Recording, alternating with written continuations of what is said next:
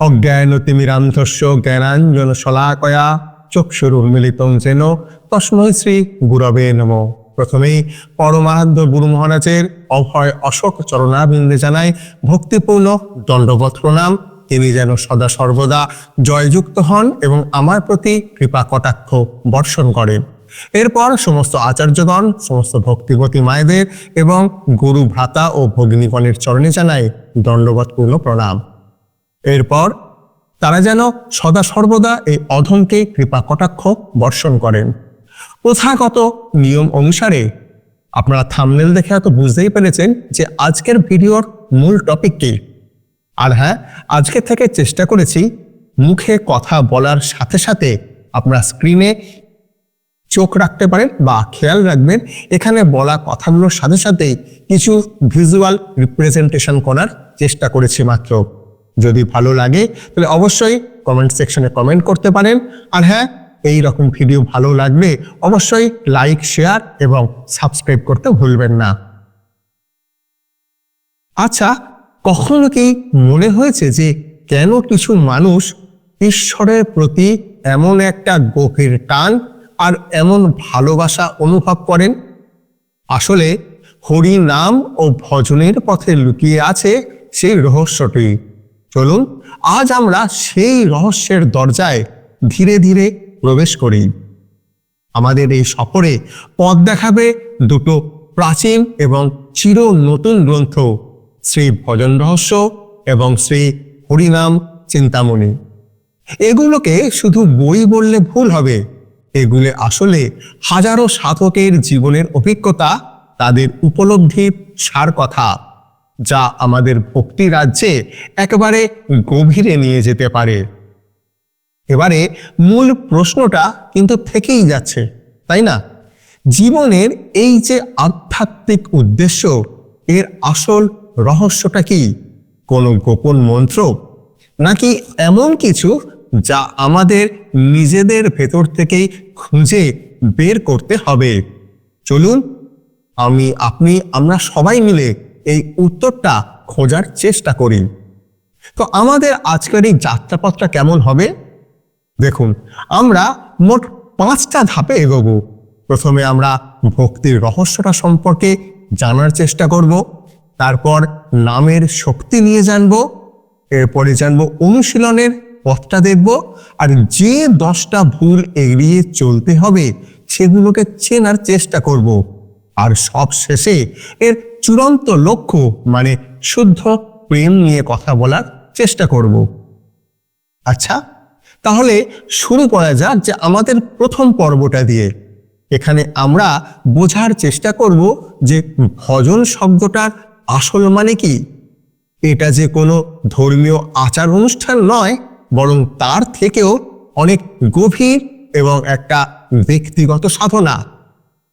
আজকাল ভজন মানে লোকে অন্য কিছু বোঝে। ভজন মানে কিন্তু শুধু গান গাওয়া নয়, এর আসল মানে হলো ভালোবাসার সাথে সাথে সেবা করা, সেবা প্রবৃত্তিকে হৃদয়ে ধারণ করা আর সবসময় তাকে মনে রাখা। ভাবুন তো একবার যে আমরা ঠিক যেমন আমাদের খুব কাছের মানুষকে খুশি করতে যাই, তার জন্য কত কি না আমাদের করতে হয়। ভজনও কিন্তু ঈশ্বরের সাথে ঠিক সেই রকমই একটা মধুর সম্পর্ক গড়ে তোলার চেষ্টা। আর সবচেয়ে মজার ব্যাপার কি জানেন? এই বইগুলোতে রহস্য বলতে কিন্তু কোনো লুকোনো গুপ্ত কথা বা তথ্যকে বোঝানো হয় না, বরং এটা এমন একটা বিশেষ উপলব্ধি যা শুধু মন থেকে চেষ্টা করলে তার সঠিক পথপ্রদর্শকের সাহায্যেই পাওয়া সম্ভব। আর সেই আধ্যাত্মিক পথ প্রদর্শক হলেন আমাদের গুরু মহারাজ বা আচার্যদেব। এবারে আসা যাক যে আমাদের দ্বিতীয় পর্বে। এখানে আমরা কথা বলবো এই পথের সবচেয়ে জরুরি একটা অভ্যাস নিয়ে বা ভজন শক্তি নিয়ে, আর সেটা হলো হরিনাম। হরিনাম মানে ভগবানের পবিত্র নাম শুধু জপ করা নয়, গুরু মহারাজের আনুগত্যে জপ করা। না হলে এটাকে সবচেয়ে শক্তিশালী করা যাবে না। আমার ইচ্ছা হলো আমি হরিনাম করব, এটা যেমন একটা পথ, তেমনি যিনি আপনাকে এই জিনিসটা দিচ্ছেন তার ইচ্ছা অনুযায়ী ভজন না করলে হরিনাম হবে না। আপনারা সবাই জানেন যে আশ্রয় লইয়া ভজে তারে কৃষ্ণ নহি তজে, আর সব মরে অকারণ। আমি আপনি সার্কাসের রিং মাস্টারের মতো নিজের মনোধর্মী বিচার করলে কিন্তু হরিনাম করতে পারবো না।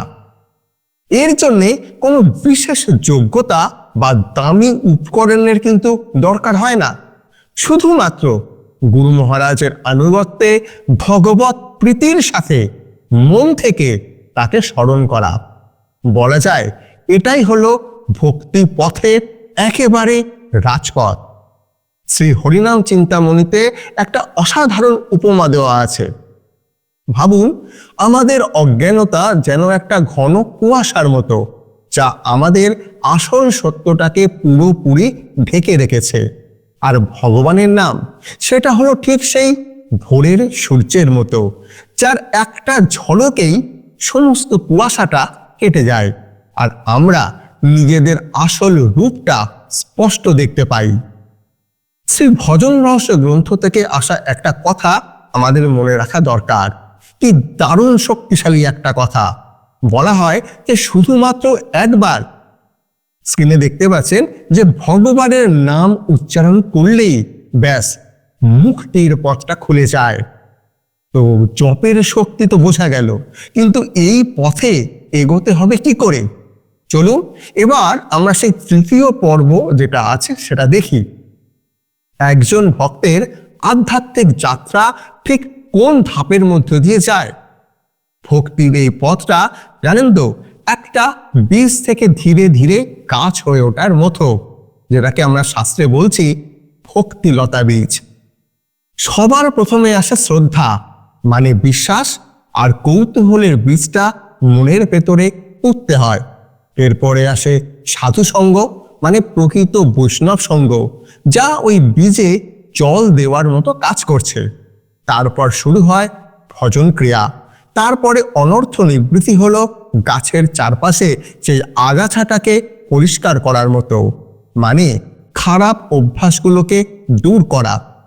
আর এই সব কিছু শেষে গিয়ে ফোটে ভক্তি নামের সেই অপূর্ব ফুলটা। আচ্ছা, গাছ লাগালেই তো হলো না, তাকে পোকামাকড়ের হাত থেকেও তো বাঁচাতে হবে, তাই কি না? তাই আমাদের চতুর্থ পর্বে আমরা ঠিক সেই ব্যাপারগুলোকে নিয়েই কথা বলবো, অর্থাৎ এমন কিছু ভুল বা বাধা যা আমাদের আধ্যাত্মিক পথে এগোতে দিচ্ছে না।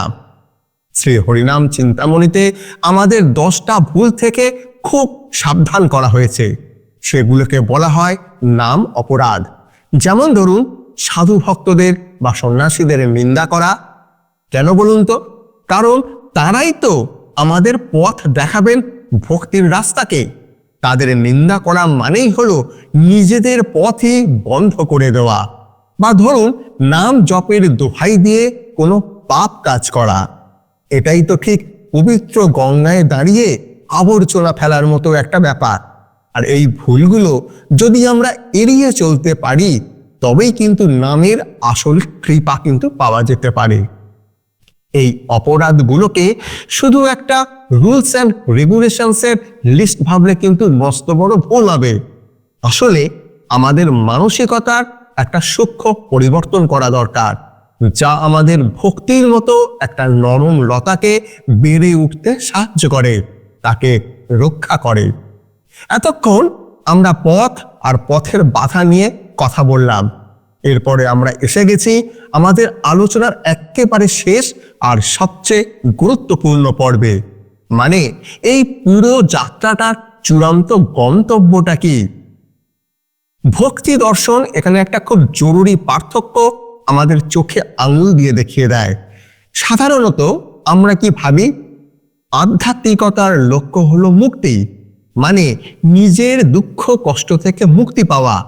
এটা কিন্তু খানিকটা আত্মকেন্দ্রিক হতে পারে, কিন্তু ভক্তি পথের শেষ কথা হলো প্রেম। আর এই প্রেমের লক্ষ্য নিজের সুখের জন্য নয়, মনোধর্মী বিচার হলে নয়, ভগবানের সুখ। আর এটাই হলো সম্পূর্ণ নিঃস্বার্থ অবস্থায়। শ্রী ভজন রহস্য গ্রন্থে শিক্ষাষ্টকের একটা প্রার্থনা আছে, যা এই নিঃস্বার্থ প্রেমের প্রকৃতিকে একেবারে নিখুঁতভাবে তুলে ধরে। আর প্রার্থনাটা হলো যে আমার ধন সম্পদ, অনুগামী বা সুন্দরী বা কবিতা কিচ্ছু চাই না। যে জগতের প্রভু, আমি শুধু জন্ম জন্মান্তরেই তারই যেন নিঃস্বার্থভাবে সেবা করার সুযোগ পাই। দেখুন, এখানে নিজের জন্য চাওয়ার কিছু নেই, আছে শুধুমাত্র সেবা করার আকুতি। এই যে নিঃস্বার্থভাবে আমরা এই কথাগুলো বলছি, সেটা কার দয়াতে? শব্দটা হলো দয়া।